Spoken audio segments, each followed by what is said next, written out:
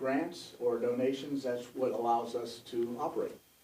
So Veterans Day 11/11/11 is our former Armistice Day, and so at 11 o'clock on November 11th, we'll be having our Veterans Day ceremony right out on the front lawn here. We'll have a big stage set up. We have a speaker. It's going to be a speaker, a submariner is going to be talking. And we have music. We have the Rocky Mountain Brass Band. We've got Choral Society, Broomfield Choral Society is going to be performing. We'll have I think it's a drum and fife or fife and drum band will be walking around and performing. It's always a really nice ceremony. Lasts only about an hour, but I think you'll be very impressed, and hopefully the weather will be good. So please pass the word. We're going to have it advertised in the Broomfield Enterprise and various other publications, but pass the word and come out and join us on November 11th at 11 o'clock. Thank you. Thanks. All right. Thanks, John. Yeah, I definitely encourage everybody to be there for that. We've had, in the past, we've also had reenactors out there too, I think. We have, and you know, I'm not sure whether they're going to be there this time. Is it? I think we may have a few. I think Dave will be there. We do. That's right. I forgot. Thank you for reminding me of that. And they always do a wonderful job setting out displays and stuff like that. So definitely encourage you to come. We have some more coffee and conversations coming up here in October. Definitely mark your calendar for Tim Hutchinson. That's going to be a special day. It's going to be kind of support services. So those of us who are veterans, especially if you have questions for representatives of the Veterans Administration, or if you have questions of some of the other support organizations that will be here, definitely ask you to attend that one, get your questions answered, get pointed in the right direction for any of the needs that we have as veterans, especially as we age. On October 25th, Gordon Gates, I think he is here today with us. Gordon, are you here somewhere? There he is, right there. Gordon is going to be giving a talk on Iwo Jima. And so this is a good one for our, as we're looking at the end of World War II in the Pacific as part of the theme that we have going in the last couple of months. So to honor his father and his uncle who served in the Pacific, he actually went back and traveled to Iwo Jima, and I think a couple other areas in the Pacific, didn't you? Yeah. So he will be sharing that trip with us and some of his father and his uncle's stories, which I think will be very interesting. With that, I'm going to turn this over to Mr. Tom Jacobs. Well, me first. Yes, Jim, that's right. Apologies. Jim had a quick recognition he wanted to give here. Absolutely, Jim, come on up. Good morning, everybody. Jim Hart. I'm a volunteer here, and I want to make two recognitions today. Many of you are familiar with the shooting at Evergreen High School, and some of the students, when they were running from the high school, sought refuge in a neighbor's home. It was Don's house. Wow. So, thank you. Thank you, Jim. Wow. It's necessary. Be sure to give my wife credit too, because yeah, she helped out too. Yeah. My wife Lisa was a nurse and she took care of those kids. So, thank you. I'm here today to introduce a special guest. We'll just take a few minutes, but we have a special guest with us today. My shipmate, Tech Sergeant Erwin Powell. Erwin was born February 5th, 1924. Do the math. Someone explain to do the math for the Marines that are here. Hoorah! That's a lot of numbers and carrying, and so help the Marines out if you would. You carry the one, you get 3 digits. Yeah, so, right now you've confused them, you know. 99. Erwin was born February 5th, 1941, or 1924. He graduated from Stockton High School, Stockton, California in 1942. He enlisted March 1943 in the Army Air Corps. He trained as a radioman and gunner. He arrived in England June of '44. We all know what happened then. He was with the 572nd Bomber Squadron for the 9th Air Force. Irwin flew 55 missions over Europe in a B-26 Marauder as a radioman and waist gunner. 18 of those missions were flown over France. Of his many decorations, he has the Air Medal with 8 oak leaf clusters. This past September 12th, Irwin was awarded the French Legion of Honor, the highest honor that the French give out.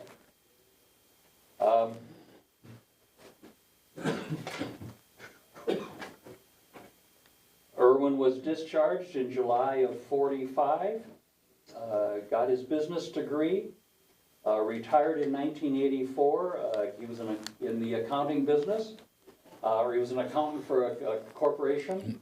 And after retirement, he worked for H&R Block, and finally retired at age 89 in 2013. He was married to Nancy for 66 years, who just passed in 2013. He has 5 children, and Irwin, Nylene, and I, and our friend Dick reside at the Love Boat, which is the Brookdale Meridian in Arvada. And so, anyway, please welcome Irwin.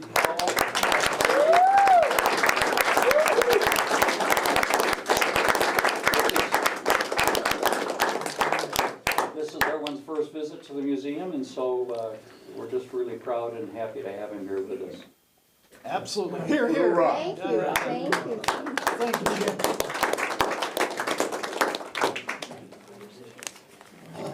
Thank you, Jim. Thank you very much for that. And then now to our speaker, Mr. Tom Jacobs. Tom will give you a little bit of his own background here, but if you guys will give him a hand here today, Tom Jacobs. And you are good to go, Tom. Okay.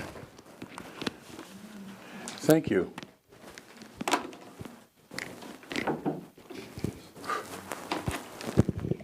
Should work. Can you hear me? Yeah, you're on. Okay, good. Well, thank you for coming. I'm honored to be here today, especially in the presence of gentlemen like this. I kind of look at this as that I'm here to represent you all. We have experiences that are probably very similar over the Second World War, Korea, Vietnam, and the current problems that we had in the Middle East with our veterans. So I hope I represent all of you. My story is probably similar to every one of you, so I'm no one special. You know, this is just my experiences. I was asked to talk about then and now. So I'm going to start out by, well, here I am. Gosh, I was a good-looking guy back then. Yeah, who is that? I don't know. Paid actor. Yes. So I'm going to start out with Vietnam and experiences there, and then when I went back with with 6 other Marines and a corpsman on the 40th anniversary of Tet, which so I'm going to go back. That's going to be our starting point, and I'll tell you things about what was happening in Vietnam in 1967 and 1968. And then we'll move on to after 40 years going back and seeing what Vietnam was like in 2008. 40 years after Tet. I was born in Chicago, Illinois, 1946, and went to high school in the Northwest Side. The week after I graduated from high school, my parents moved to Taos, New Mexico, which was quite a shock to me from living in the city to a town of, at that time, about 2,100 people. I went to college for 1 year, didn't do very well at all, and came back to Taos, and my father, who fought in the Pacific in World War II, said I had two choices, either join the military or go back to school. And I wasn't ready to go back to school. So I joined the Marine Corps, and that was end of 1965. And went to boot camp in MCRD in San Diego. My first duty station was with the 2nd Marine Division, 2nd Marines in Camp Lejeune, of which my first duty station was Cuba. I was a reactionary team member. There was 4 of us that would go out in the mangrove swamps and intercept people that would come over the wire and transport them safely back to intelligence, where they got off the island very quickly. After Cuba, I came back and was, as a 0311, a grunt, I was sent to Vietnam, and got to Vietnam in July of 1967. And I was with Bravo Company, 1st Battalion, 4th Marines, and we were 3rd Marine Division, who took care of the military zone in I Corps. So our basic operation was from, our rear was Dong Ha, which was actually pretty close to the DMZ, but Con Thien, Khe Sanh, Jiulin, C2, all the small little bases that we took care of up on the DMZ. This happens to be, in October 1967, Bravo Company was on a big operation up in the mountains just west of Phu Bai, and we were ambushed. And Bravo Company, my company, I was in the 1st platoon, and we were the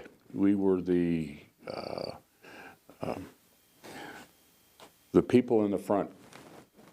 You know, we were I guess the little piece of cheese that was they were waiting for us. And my squad, which was the 1st squad, was ambushed, and we lost 12 men out of 15, we had 12 killed in literally about 10 minutes.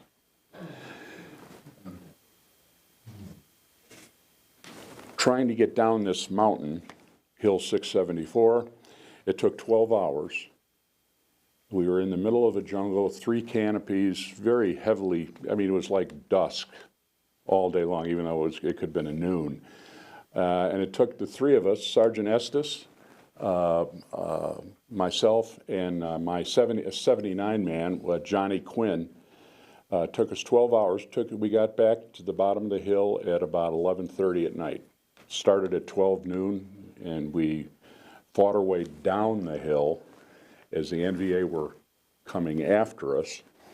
And that was a very, as a young fellow who grew up, you know, in the white suburbs of Chicago, it was something very unique and different for me. It was something that I wasn't actually prepared for. As much as the Corps prepares you for these things, it's when you realize this, as probably many of you have, it's quite a different experience.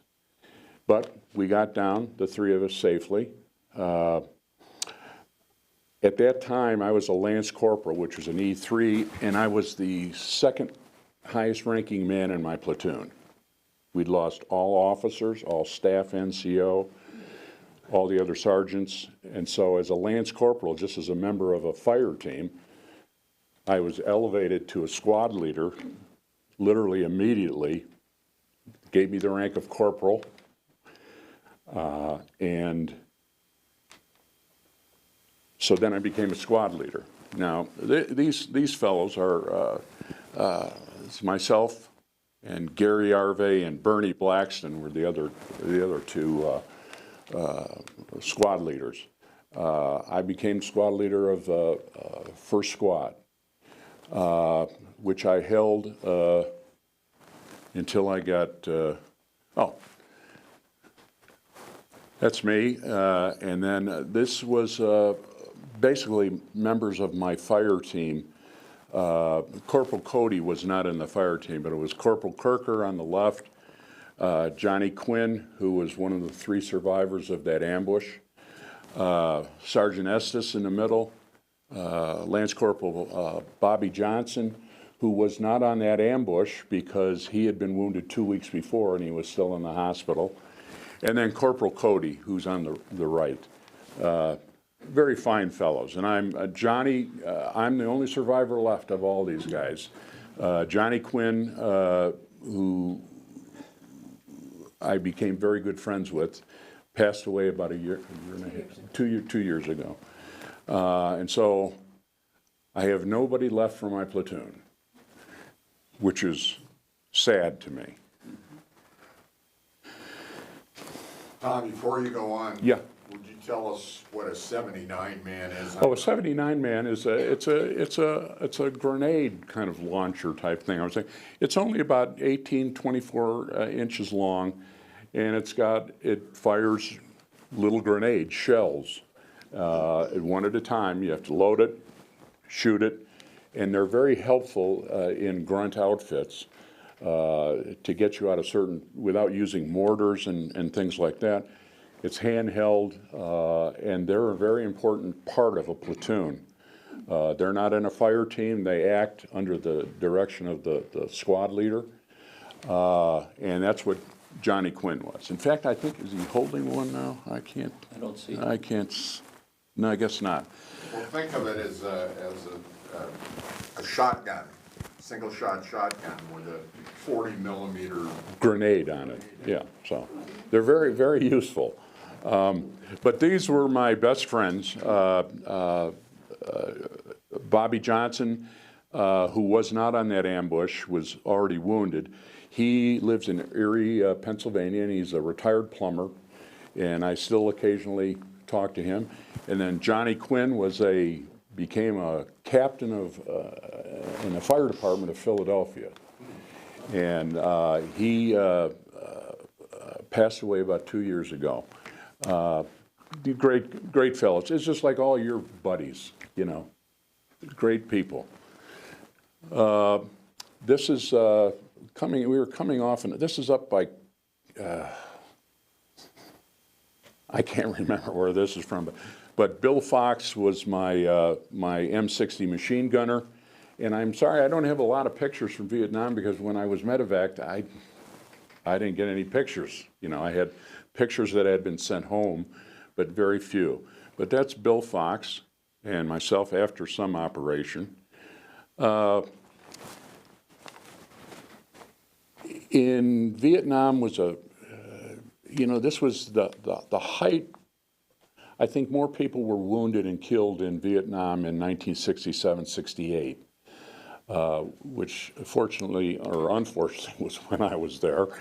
I think the part of my life there that made a lot of impressions on me was Tet of 1968, February of 68, and where I got, we were up on the DMZ just south of Con Tien, which was about 2 clicks south of North Vietnam. So we're up there. And, on the map. Oh, yeah. In fact, there we are. Does this thing work? Anyway, if you can see the DMZ, Con Tien is about 2 clicks from North Vietnam. So I got hit just a little bit south of that at a place called C2, which was pretty much right in the middle of Cam Lo and Con Tien. And we were, Tet was going on, and it was February 22nd.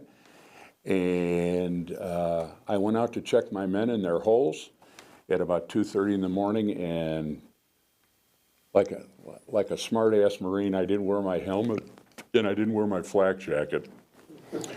And I was sitting on the trench line talking to one of my men. We were talking about the book Atlas Shrugged, which we were both reading. And all hell broke loose. Artillery came in, and all I remember is kind of being sucked up into the air and then down into the trench. And Zeke, who I was talking to, he was in the trench. When I got up, I had, I found this out later, I had like 40 pieces of shrapnel, head all over, and then I got shot when I tried to get out of the hole and get a corpsman for Zeke, who was unconscious and wounded. I got shot. The North Vietnamese happened to pick my area of the perimeter to come through the wire, and guy shot me when I was down. So I didn't get medevac for 2.5 days. Couldn't get me out. And when I did get out, my first they took me to the Repose hospital ship, and had my first operations on that, stabilized me, and then they sent me to Yokosuka Naval Hospital in Yokosuka, Japan, and I was there for 5.5 months in that hospital. It was August, that was February. August, I got sent to Balboa Naval Hospital and attached to the 28th Marines in Camp Pendleton, which was made up of all old grunts that couldn't be grunts anymore, and they gave us goofy jobs. My job was to guard a safe.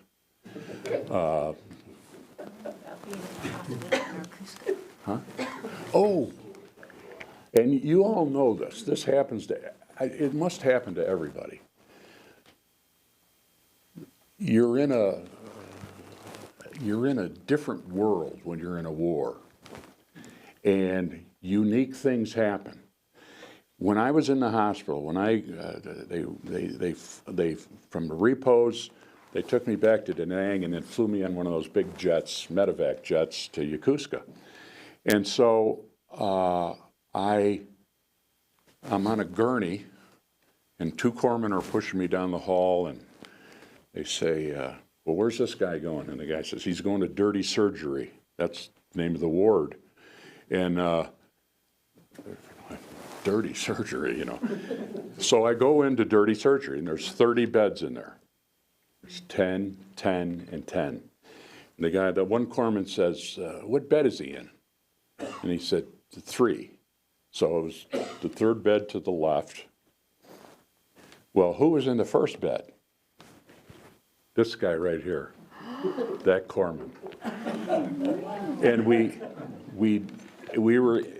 both fell in love with nurses. I fell in love with, I won't say what he called her, but she called him, but he fell in love with this gorgeous little Hawaiian nurse. And I was much more sophisticated as a, I fell in love with the black-haired 30-year-old nurse. You know, I was 20 or something like that. But anyway, I only met Doc at Cooper's Troopers here in Denver. I heard him talking about Yokosuka. I said, oh, were you stationed there? He said, no, I was a patient there. We found out we were in this one bed apart. After 40-some years, we met. And so that's some of the unique things that happen. Was blind. Nurse, yeah. She loved me. Anyway, that's a unique thing.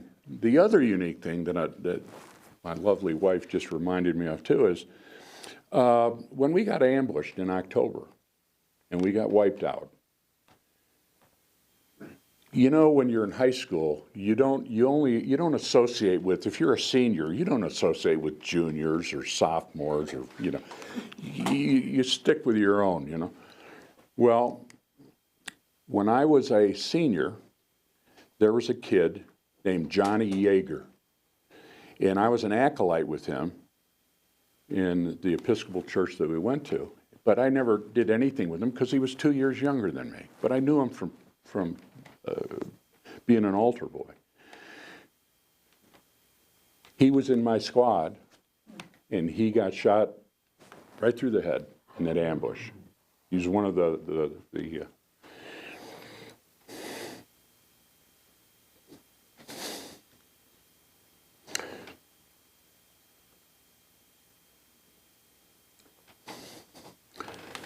one of the 13 that got killed, or I mean, I'm sorry, the 12 that got killed that day. And I carried his body down. I dragged him down, and I used him. I mean, I used him as a shield. I used him. I wasn't going to let the NVA get. We tried to carry as many guys down as we could. We got down to the bottom of the hill, and this was about 9 o'clock at night. It took about 8-9 hours for another company, Alpha Company, 1-4, to come through the jungle to save our asses. Who comes out of the jungle? Another kid I went to high school with. So I graduated in '64. Dennis Dempsey, who happens to live in Golden now, I think. He was the class of '65, and he was the one that came out of the jungle with Alpha Company. And then Johnny Yeager was the class of '66, who had gotten killed. So I thought, here we are 9,000 miles away from home. We all played Little League together. We all went to the same high school, different years. We all knew each other. And 9,000 miles away, we're meeting on top of a mountain in the middle of a jungle. And it was like Dennis came to take John's place. It was like Johnny got killed, get down to the bottom after this horrendous fight, and Dennis Dempsey's there. And that kind of blew my mind too, you know, how and I'm sure that happens to you, something like that happened to you guys. That these unique things that happen in war that make no sense at all. And just like Doc, meeting Doc 40 years later, and we were one bed apart in the hospital for 5 months together, you know, so. Anyway, this is where Bravo 1-4 operated.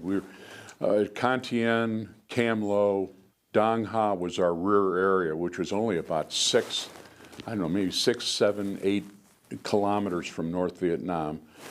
Quang Tri, Camp Carroll, the Rock Pile. This happens to be a picture that, and I think this was at Cantien, which at one time held the record. We had something like 1,200 artillery shells in one day land inside the perimeter. And Cantien was only maybe 1.5 times the size of a football field. That's how little it was. It was tiny. And I just happened to be taking a picture and of something that landed, and just as that I took another picture, and this is another explosion that was actually fairly close, and you can see the crap that was, I don't even know if that was a rock or what that was, but it was pretty close. It scared me. I'll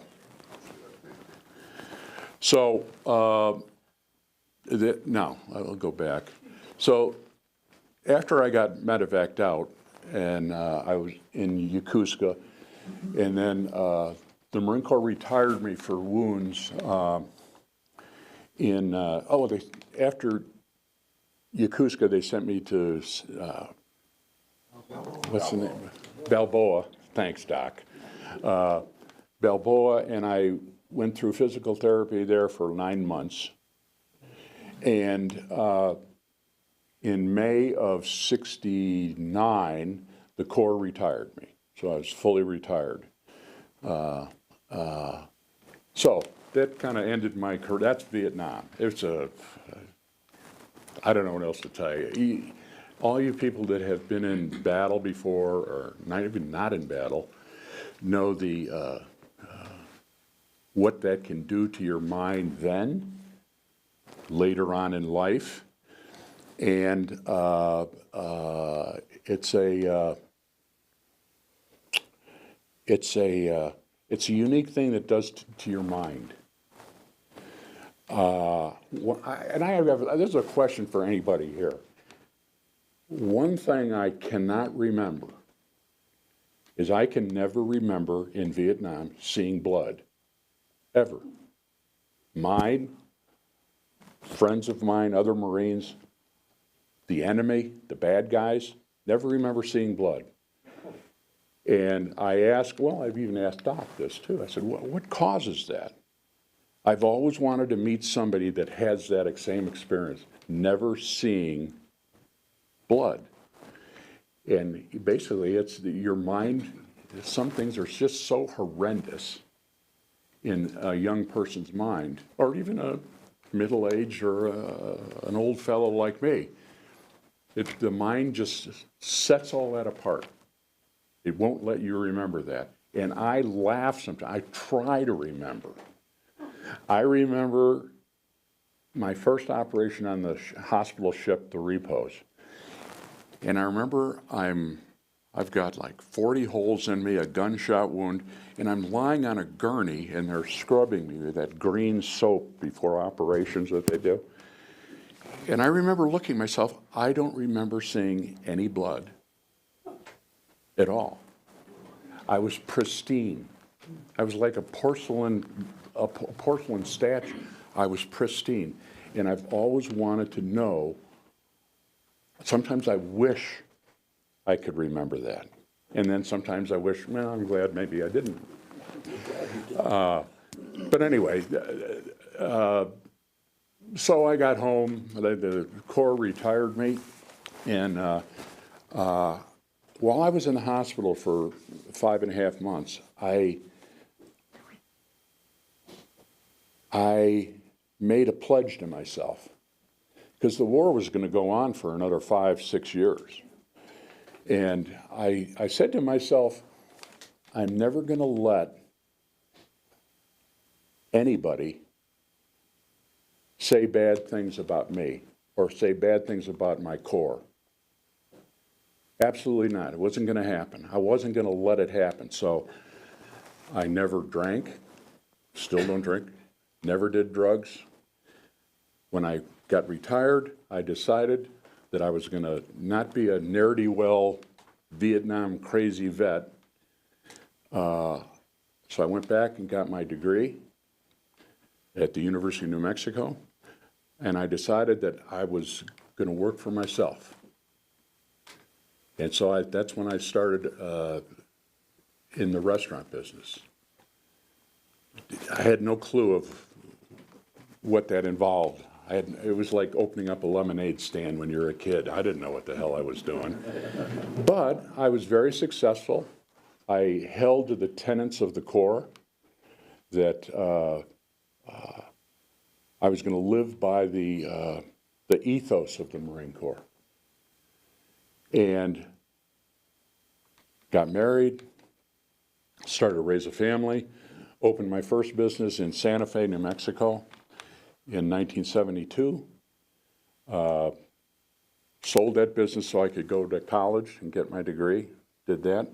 And when I got out, I started in the bar and restaurant business, and the first bar I opened was in Lawrence, Kansas. I figured during this time of high interest rates and everything like that in in the early 70s, I said, I'm going to open up my stores, my restaurants and bars in land-grant university towns, because those towns are not going to go under, you know. Lincoln, Nebraska is not going to get Nebraska, you know, Boulder will always be Boulder, et cetera. Every land-grant university will survive all this. And so that's what I did. So I opened my first bar at University of Kansas. It was the biggest bar in Kansas, 17,000 square feet, and that was a learning experience.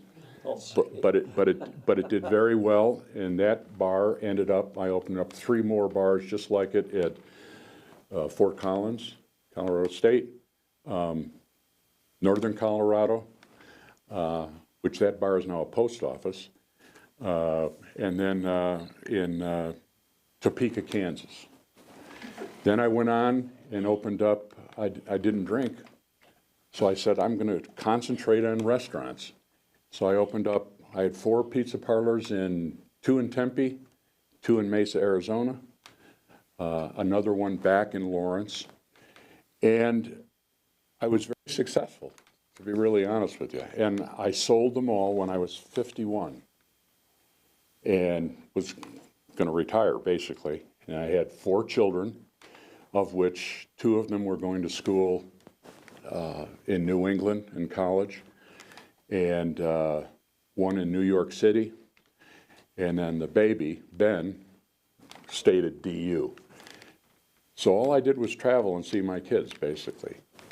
And then when my youngest son graduated from DU, he said, Dad, I said, what are you going to do? He said, I want to go into the restaurant business. I said, oh, fucking mother of God. And I said, well, what kind of restaurant? And he said, my first wife was American Indian. And so he said, you know, you and Mom always talked about opening up a Native American restaurant. And I said, you know, that's...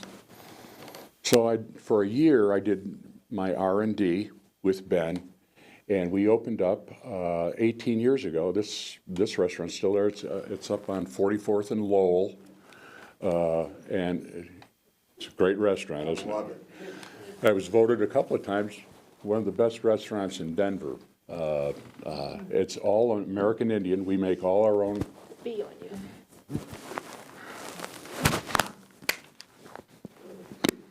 Go get Bear.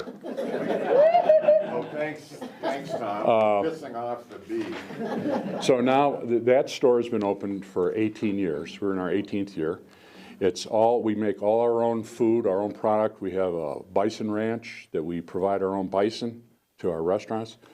We have a restaurant in DIA, same name, Tokabe. We have, what else do we have? Tell us what Tokabe means. Oh, Tokabe, I'm the Norwegian in the Indian family. So Tokabe in Osage is blue, so I have blue eyes, so that's why we named the restaurant. I said, I got to have something in this deal. So we have those, and we have a marketplace where, online marketplace where we sell all the products that we make and products that we do joint ventures with other native tribes. We have we give away about 5,000 meals a month to, we package our own meals now that we sell online, but we also, we about 5,000 meals a month to, well, right now we're dealing with the St. Regis Mohawk tribe. We have a truck, and we take it out to the reservation in northern New York, and then we provide about 1,200 children's meals that we drive up to Pine Ridge every month. So that's one of the things we do. And we own a fish company in Alaska. Arctic Circle. Yeah, Arctic Circle. It's called Arctic Circle Wild Seafood, where when COVID started, we didn't know if we could survive, to be honest with you. You know, and so we bought this portion of this fish company, and it's all fresh water. We're about 60 miles north of the Arctic Circle, and we provide, we had salmon, she-fish, which is about a 40-pound whitefish that we buy with Inuits that live in the village where our product is done.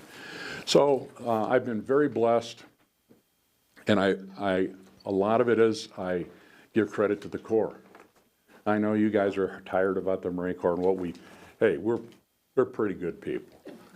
And I credit what I learned in the Corps and the ethics and the ethos of the Corps for where I am now. And I have great friends from Cooper's, my 2 docs here, Bear, who was a pilot. He says he was a pilot. Phantoms? Or you just put them together? A6s, Phantoms, and Skyhawks. Skyhawks. He has pictures. He has pictures. Anybody? I have pictures of Nellie. And an Oh, yeah, and then here's our Now, you were A6s too? A6 intruders. A6 intruders. Forever. Yeah. And if Hoorah. you want to know, the last display had Vietnam War. Well, my picture and Bear's pictures were up as part of the thing. Guess where they moved my picture to? The head upstairs. So I'm immortalized. Yeah, sure. So people can still piss on you. That's right. That's right. I love these guys. And by the way, early happy birthday. 250. 250. There you go, right there. Okay, enough of that. Now, let's go back to going back. In 2007, I met a guy named Ed Gar, who was 80 years old then, who was a Vietnam vet, and he worked for a company that was owned by a colonel, retired colonel from the Corps in Alexandria, I think is where the company was from. And I went to a reunion, and Ed said, you know, you ought to go back. I said, that's a place I don't want to revisit, to be honest with you. Now he kept harping and harping, and I said, the only way, and of course it opened my mouth, I said, the only way I'll go is if one of my sons goes with me. And of course, Ben, I'll go, Dad. And so I took Ben, my youngest son, who at that time was 25, and we went back with, like I said, 6 Marines and a corpsman. These are pictures 40 years after Tet, and we went back in February, which was when I got hit. I went back to the place I got hit on the day I got hit 40 years later. Wow. The gunny made sure that would be one of the things that we would do. Did you So, find any blood? no. No, I didn't. I tell you what it was, though. They were turning it into a rubber plantation. This is, and we filmed all this stuff, so I have it in a film, but I don't have pictures. But this is a picture of the rock pile, which was a Marine base, and I believe Army sometimes went up there too. But basically, it was the rock pile is on Highway 9 on the way to Quai San. Now, we're at Camp Carroll, which was another Marine base on the way to Quai San, and we found 2 mortars still just sitting in the open in a field, this one and that one. And of course, we were told never pick anything up. Okay. We don't listen to those things, though, do we? So my son finds a grenade, NVA grenade, and I said, don't screw with that, Ben. Just leave it right there. Not Ben, not 25-year-old. He's indestructible. He picks, and we have this on film, he picks this up and he goes, he's got his University of Denver sweatshirt on, and he says, how do you throw this thing? And I said, just throw it. So he pretended, he pulled it and throws it. It didn't go off, but I'm going, I remember on the film it says, if your mother ever sees this, she's going to shoot me for letting you do this. But this stuff is still there. 40, 50 years later, I think I was told that about 200 to 300 people get killed every year picking up ordnance left from Vietnam. So that was a picture from Camp Care. That's my youngest son, Ben. We're at the Citadel, and this is a place where the concubines would stay, the emperors. He has like 150 of them, but they all had their own apartments, and so Ben wanted his picture taken in front of that. This is a railroad track. There's only one railroad in Vietnam, and this is the railroad. I think we were in, I don't remember where that was taken, but the railroad goes from Hanoi, all the way down to Saigon or Ho Chi Minh City. So that's a picture of that. By the way, Vietnam, I didn't want to go. I almost backed out the day before we left. I said, I'm too frightened to go back. And Ben said, Dad, we're going to be staying in hotels. You're not going to be. And the thing that scared me was I didn't have a weapon. I went back and I said, how can I go back to this place and not protect myself? Of course, he mellowed me out a little bit. And they made us land in Hanoi, and we had some lady take us around. This is Ho Chi Minh's mausoleum we had to go to. And this actually was very unique. This is an outdoor office. This is Ho Chi Minh's office in Hanoi. And this is where he would conduct business, in this open air office. Very unique. And when we were there, Giap, who was the head general back then, he was still alive. And we went back by his house and things like that, but this was kind of unique. I felt a little uncomfortable in Hanoi, though. Now, I don't care what politics you have, but one thing we thought we would do is McCain was going to run for president. So we went down to Greenwood Village or something, and we got stickers, McCain for president. And what we were going to do, we knew we were going to go to the Hanoi Hilton. And so we took McCain for president stickers. Wow. So this is me in front of the prison. This is Ben in front of John McCain's parachute and his flight suit that's in the Hanoi Hilton under glass. And this picture down in the bottom left is the last day we were there. We had to fly out of Hanoi, and it was a free day. So 5 of us, we had one guy stand out in, where is it? Is it, no. That hallway, that's John McCain's cell. And a lot of the Hanoi Hilton is down now. But this part is still there. And so what we had one guy stand in the hallway, and then 2 of us and Ben went into the cell, and that's his cell. That was one of his cells. And we boosted Ben up. The 2 of us inside, because there's guards out in that, there's docents that are out in that hallway, so you make sure you don't screw up anything. We pushed Ben up, because the cells are about 13, 14 feet high, and there's just one little window. So we boosted Ben up, this guy Ruben and I, boosted him up, and he stuck that John, that's in McCain's cell, it's McCain for president, and we did it the last thing before going to the airport so we could get out of town before anybody saw us. But yeah, and I sent him a picture of that. And also Orson Swindell, who's a Marine pilot, who's one of Cooper's guys, one of our guys.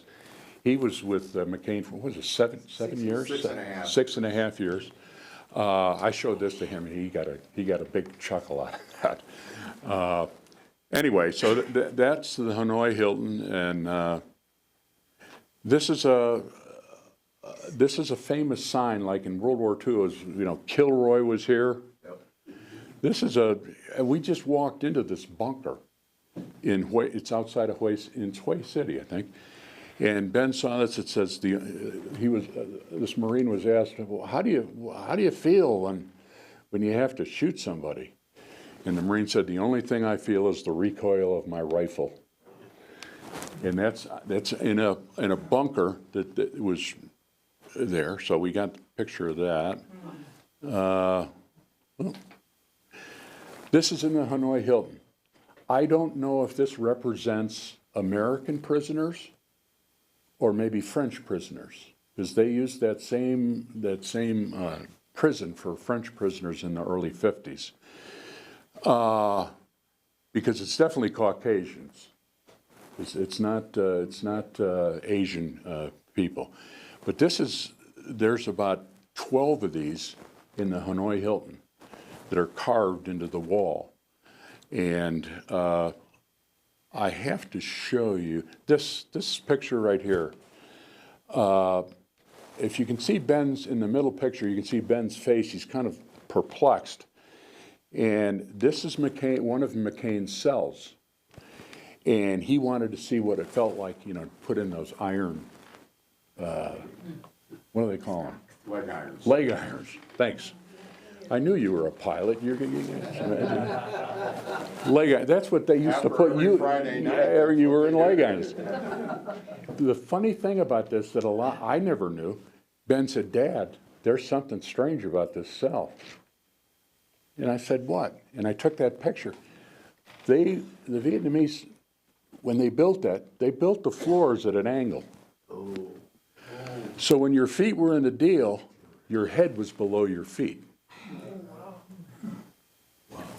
And that's why Ben was going, there's something strange about this place.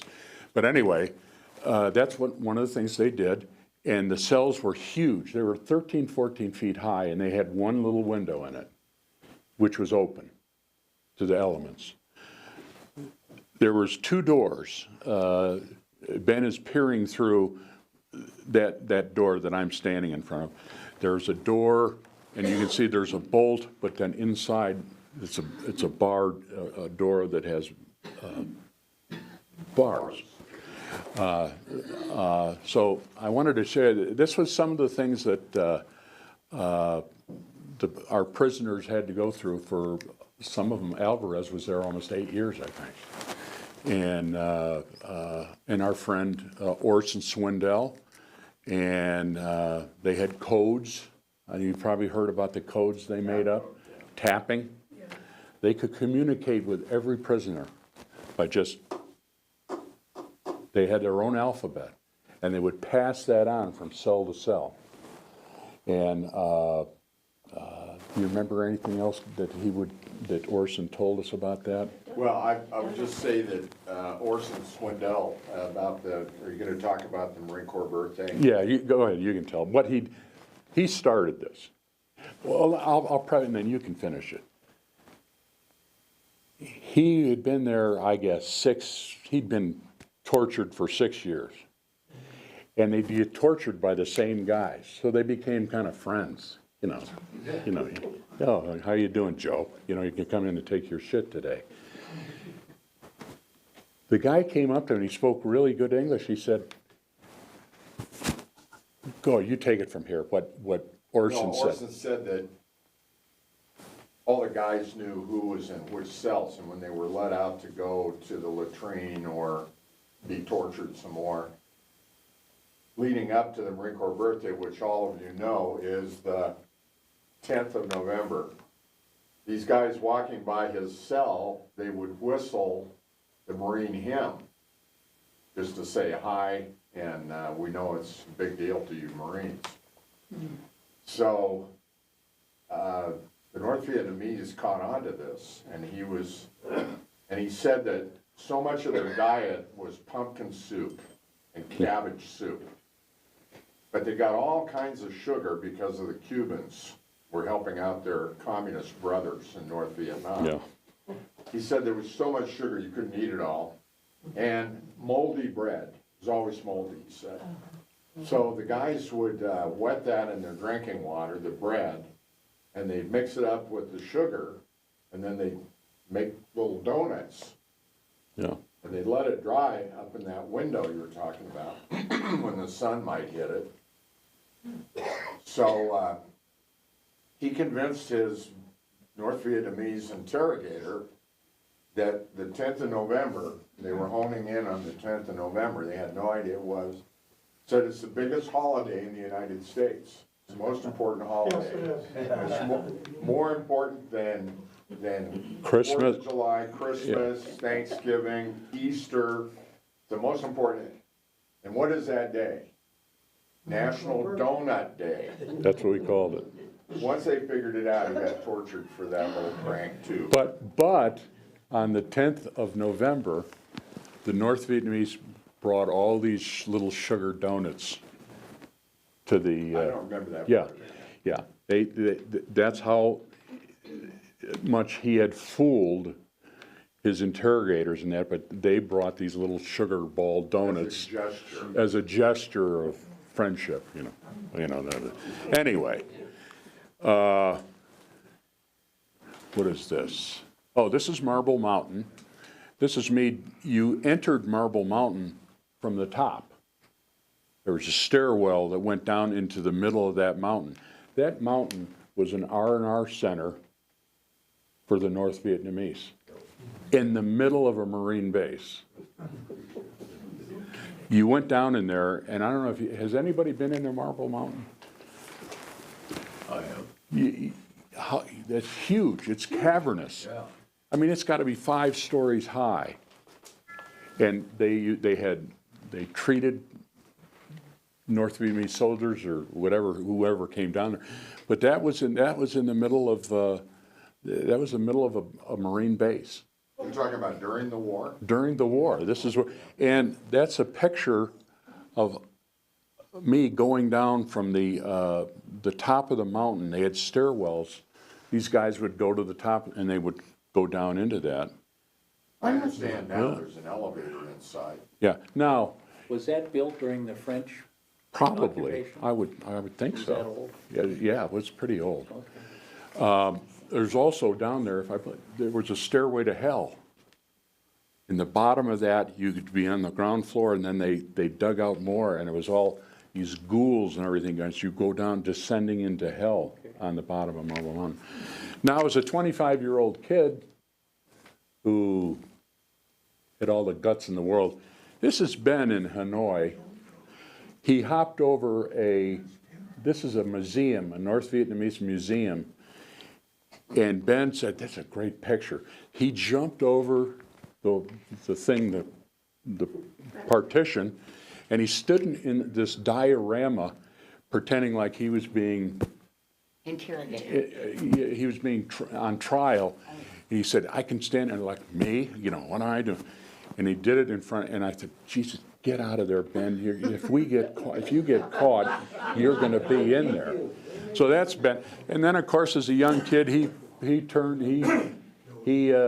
pictures of every dirty sign he could find, and you can read them yourself.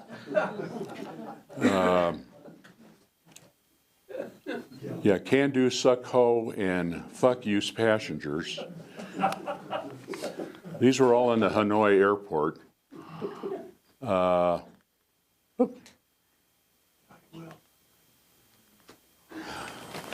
Going back to Vietnam was quite an experience.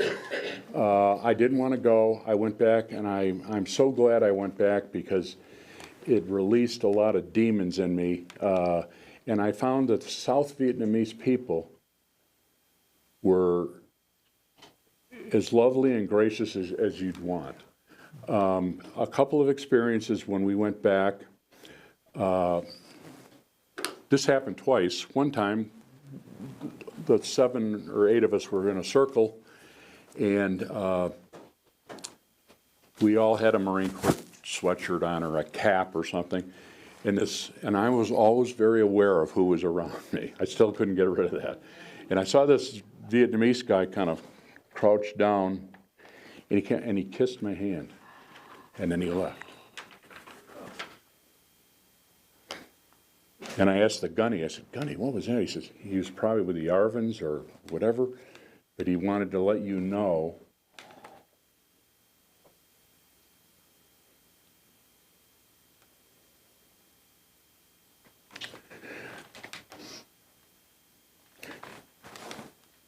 that he appreciated you.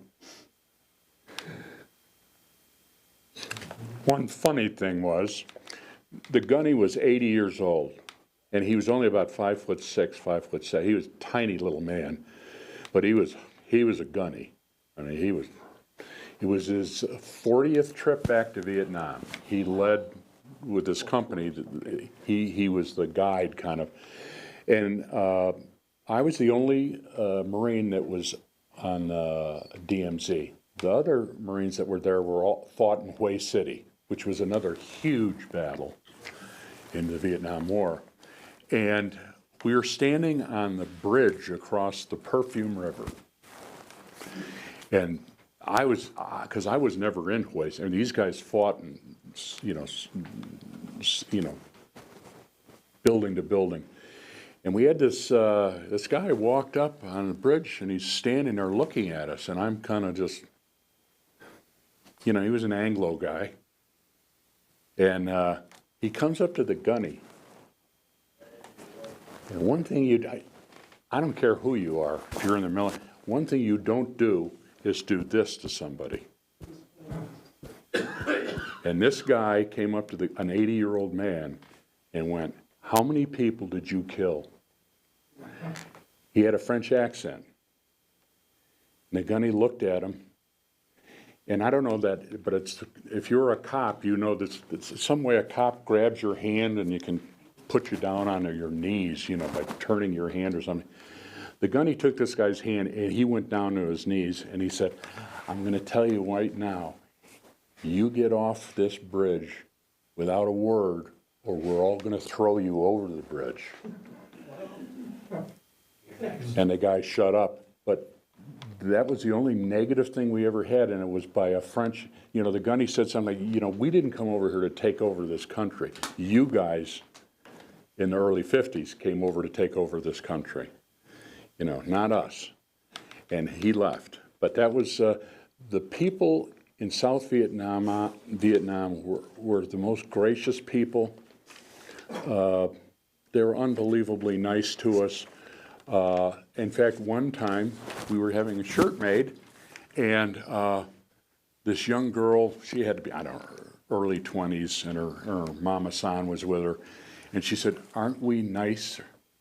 Aren't we nicer than the people?" She said, "Were you up north?" And we said, "Yes." She said, "Aren't we nicer?" And the other thing that I saw was unique, in Hanoi, you'd see buses, and it'd say, Ho Chi Minh City, you know, like we'd see Chicago and bus going to Chicago or New York. Once you got down into the south, the buses said Saigon. And I thought, that's very telling.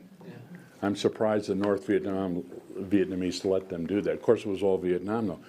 But they're still very, there's a lot of divide, I think, in that country. But I'm telling you what, I know we've all had the same experiences, pretty much the same, being in the military. And bless all you guys. I'm just an average fellow that, just like the rest of you, were put into extraordinary situations. And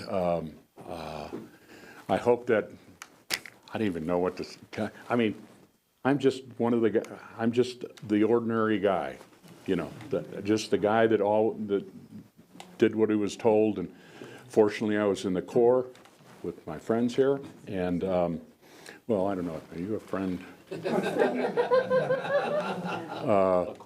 Acquaintance. I really appreciate you guys coming today. This is a great museum. I hope you take part of it home with you. Take your books. And you too, Nellie. Tom, we can count to 4 for you. Can you? Don't forget the picture up in the head. Oh, yeah, that's true. Anyway, thank you all for coming today. I hope it was kind of an entertaining. Yeah, Tom, thank you. Great. Oh, this is my best stand-up. This is my better half. Yes, stand up. Stand up, Susie. Stand up, stand up. This is This is Susie. my lovely wife.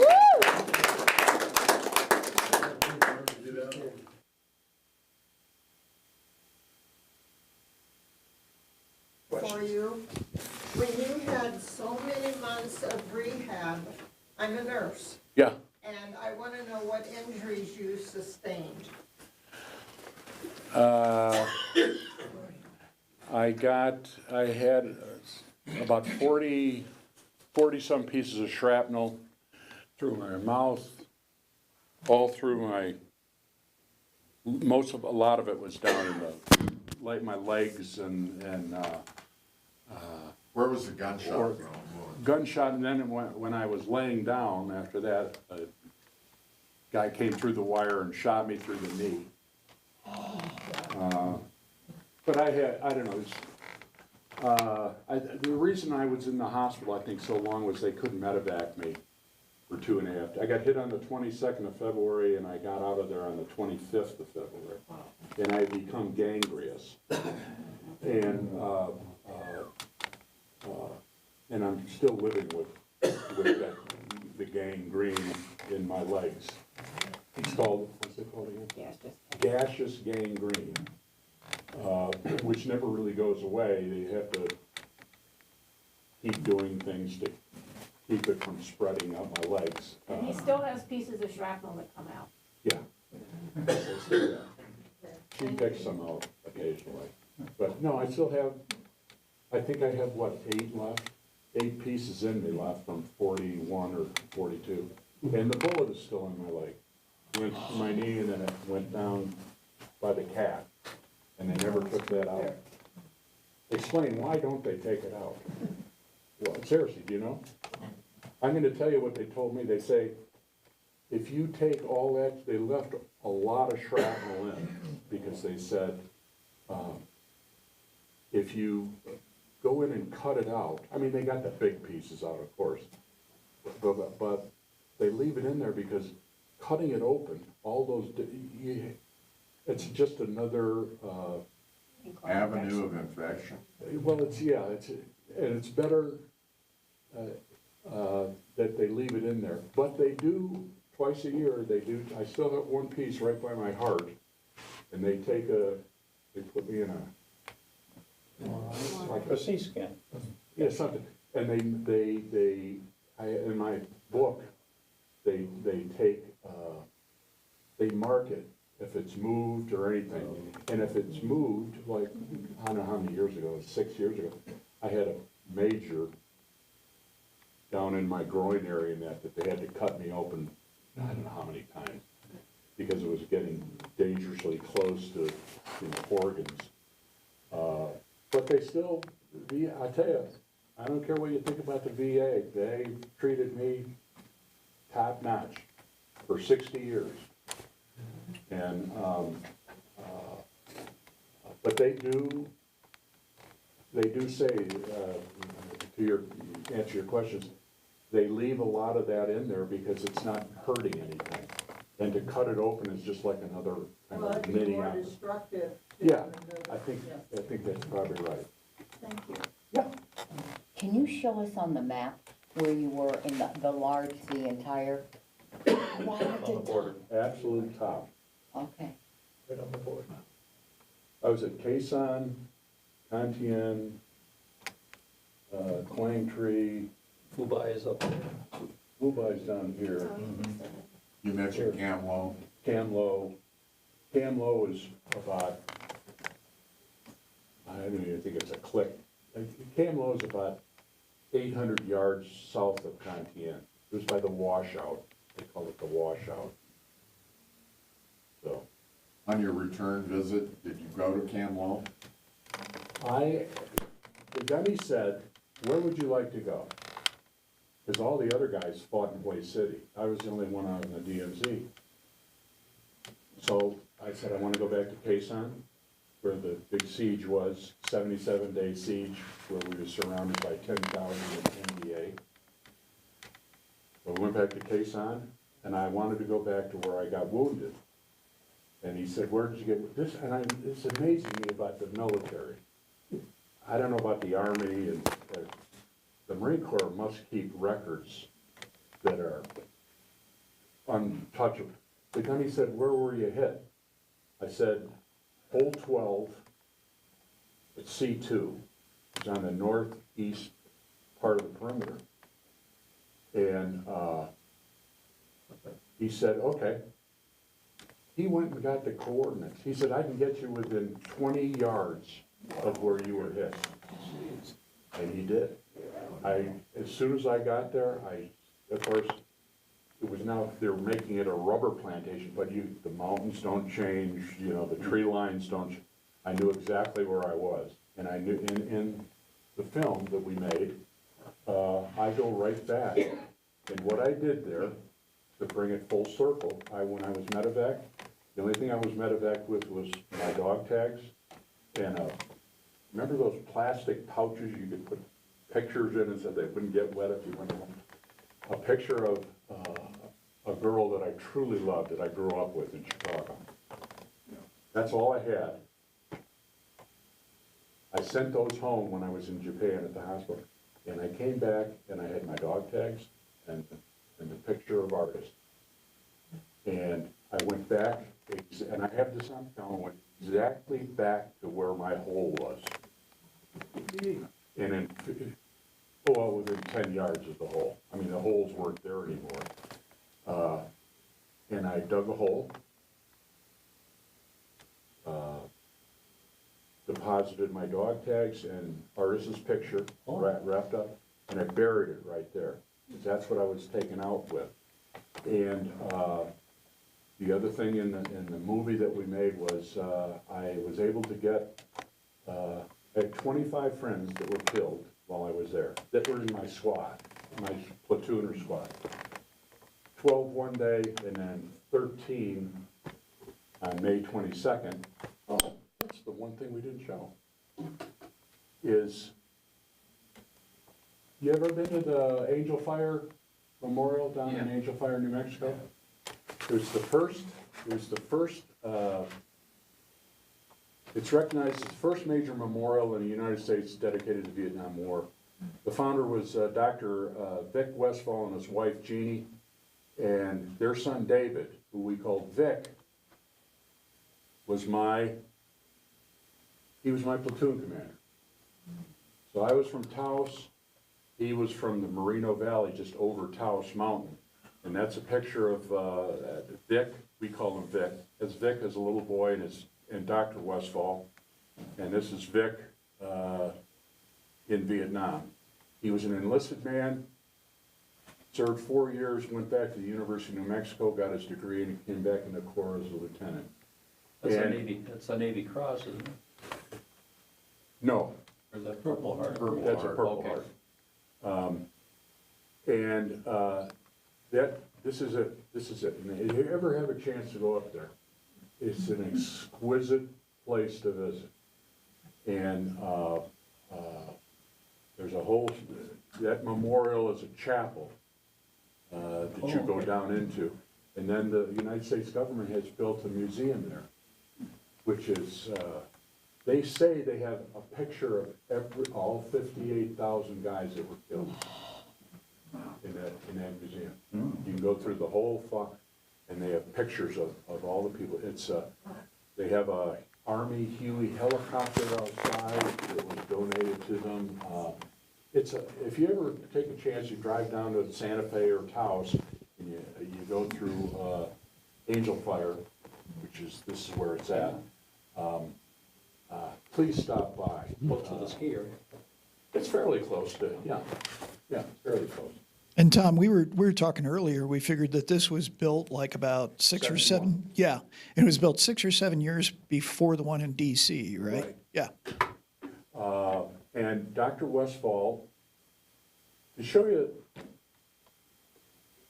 how war affects people, Dr. Westfall was a full professor at the University of New Mexico history.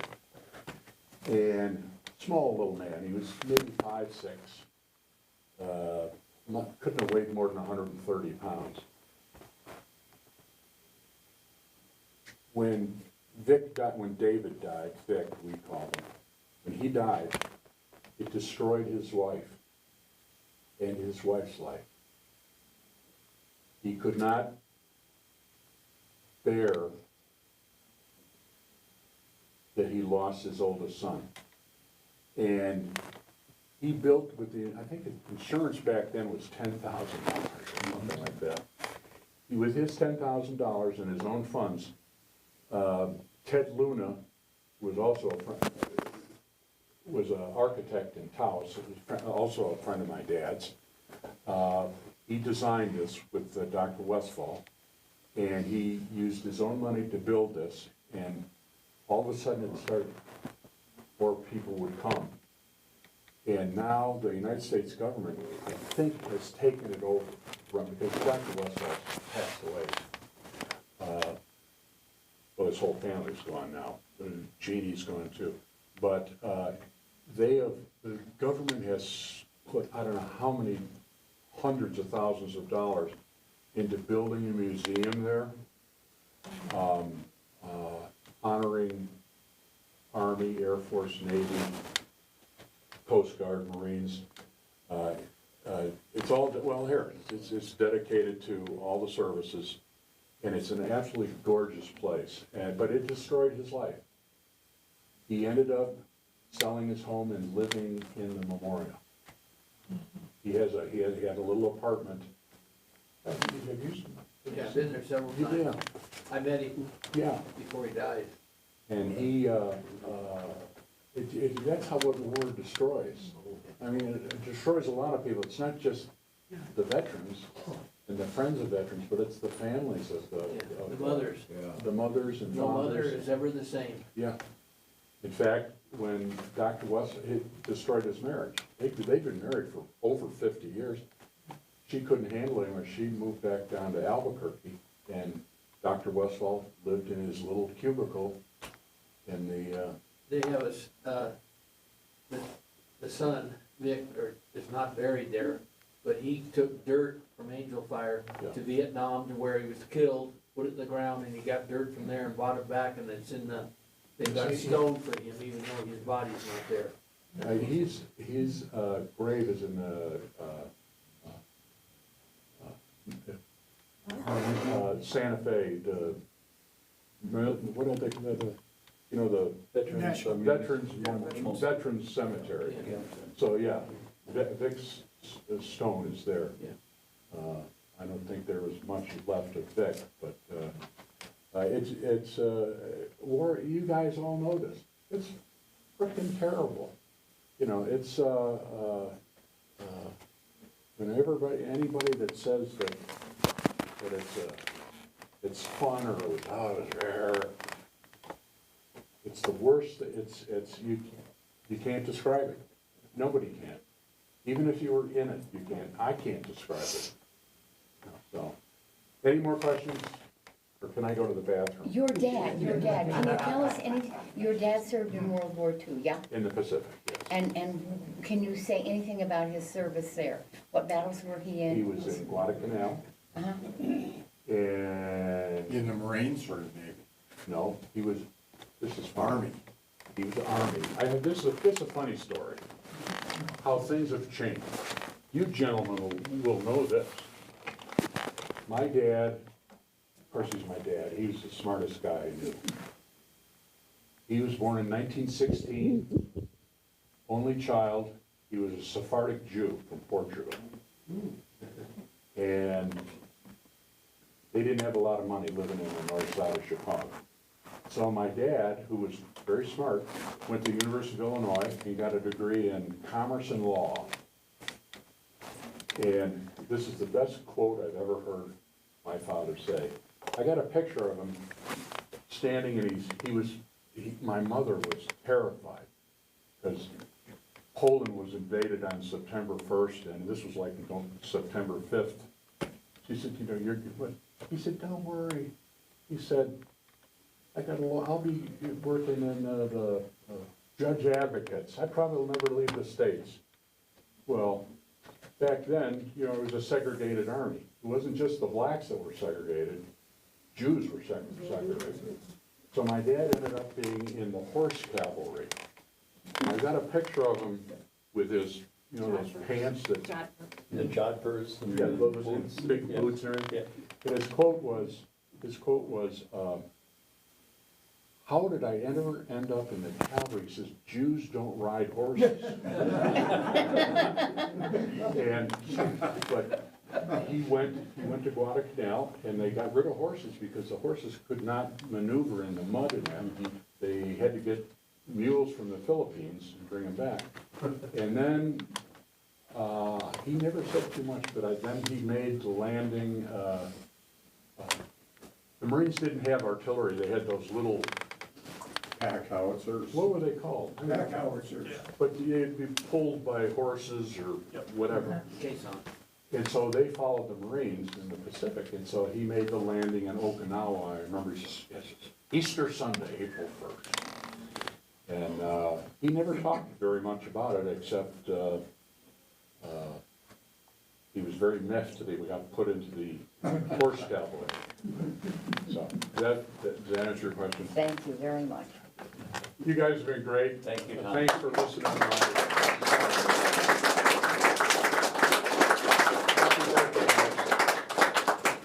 Happy birthday. And thank you all for coming too, and if you want to